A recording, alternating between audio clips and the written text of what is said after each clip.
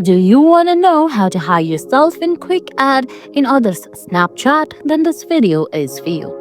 Hey guys, welcome back to our channel TechUp. On today's video, I'm going to show you how to do it in very few steps.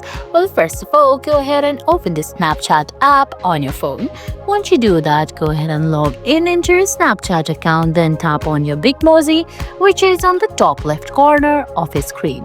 Once you do that, you'll find the girl-like icon on the top right corner, which is Settings.